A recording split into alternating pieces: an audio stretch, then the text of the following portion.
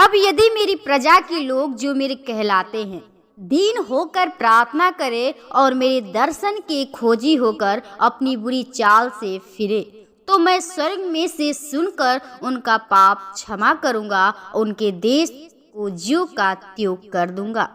अब से जो प्रार्थना इस स्थान में की जाएगी उस पर मेरी आंखें खुली और मेरे कान लगे रहेंगे। आमीन।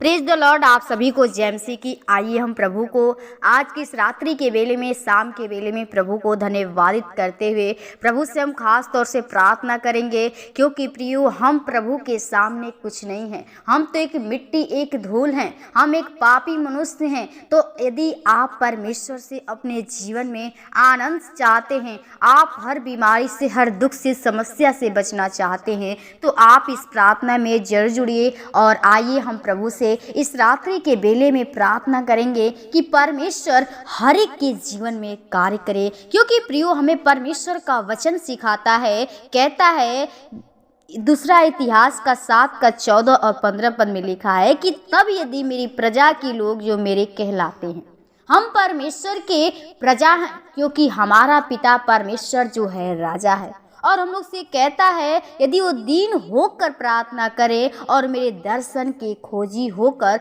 अपनी बुरी चाल से फिरे।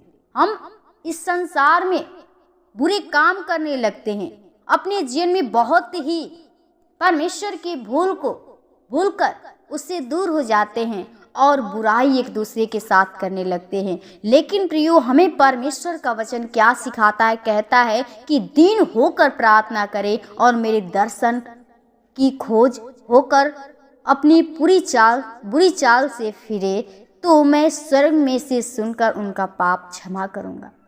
आज संसार में हर एक व्यक्ति पापी जीवन है और परमेश्वर चाहता है कि हर एक का पाप क्षमा होने पाए।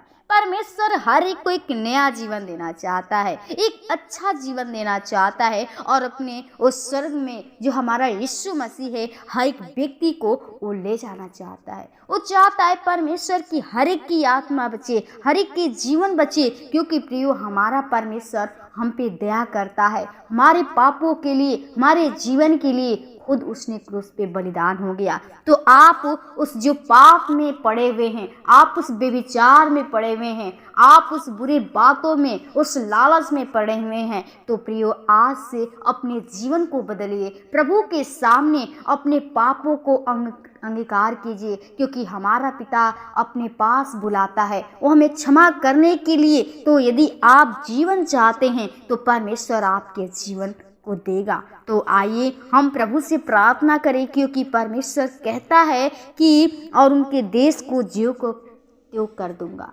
आप यदि दुख में रहते हैं, आप बीमारी में रहते हैं और परमेश्वर आपके सारे दुख तकलीफ को खत्म करके एक सुख शांति आनंद देना चाहता है, तो आप परमेश्वर के यदि वचनों के अनुसार से प्रार्थना करते हैं, अपने आप को शून्य कर दीजिए, परमेश्वर के सामने अपने जीवन को समर्पण कर देते हैं, परमेश्वर आपके जीवन में वो सारे आपकी इच्छा को पूरा करता है और आपके जीवन में बड़े से बड़े कार्य करता है। क्योंकि लिखा है आगे कि अब से जो प्रार्थना इस स्थान में की जाएगी उस पर मेरी आंखें खुली और मेरे कान लगे रहेंगे। यदि आप परमेश्वर के सामने अपने पापों को पश्चाताप कर लेते हैं, अंगीकार कर लेते हैं, तो परमेश्वर आपकी ओर निगाहें करेगा, आपकी ओर आंखें लगाएगा और आपकी हर एक प्रार्थना की सुनकर उत्तर देगा।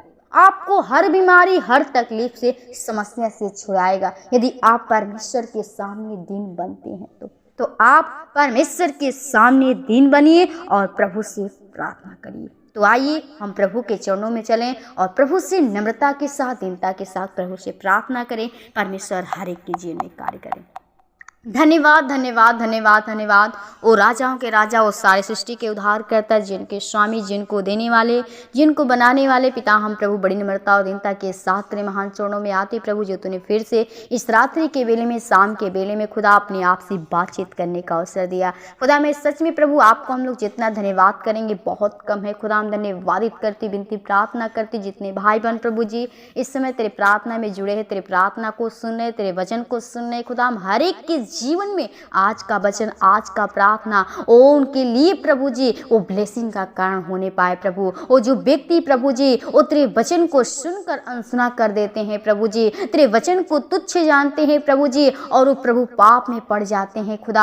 हम चाहते हर एक व्यक्ति को प्रभु जी, जो व्यक्ति प्रभु उस पाप में पड़ा हुआ है, उस बेविचार में पड़ा हुआ है प्रभु, जो उस दुखी के हालत में है, बीमारी की हालत में, परेशानी में है खुदा, हम चाहते आज उनके जीवन के प्रभु जी सारे प्रभु समस्या को, सारे बीमारी को यीशु के नाम से नष्ट करती हूँ प्रभु जी। हम तेरे पवित्र आत्मा का सामर्थ हर एक के अंदर चाहती हूँ प्रभु। हम चाहते प्रभु हर एक व्यक्ति प्रभु जी तेरे सामने दीन बने प्रभु, हर एक की आत्मा को तू, जीवन को तू बदल दे प्रभु जी, ताकि हर एक व्यक्ति प्रभु जी तेरे बताए हुए वचनों के अनुसार चल सके, तेरे जीवन तुझ में बिता सके प्रभु जी। हर एक व्यक्ति का जीवन प्रभु प्रार्थना करने वाला होने पाए प्रभु। उस बुरे बातों से, शैतान के भरमाने वाली आत्मा से उनको बचा प्रभु जी, हर लालच से, हर बुरी बातों से प्रभु बचाना खुदा। हर एक परिजनों को आपके लहू की बाढ़ छिपाते प्रभु जी, उनके परिवार में तेरे ब्लेसिंग को चाहते हैं प्रभु जी, वो उनके जीवन में तेरा प्रभु आनंद और खुशी चाहते प्रभु जी। हर मुसीबत से, हर परेशानी से उनको बचाना खुदा।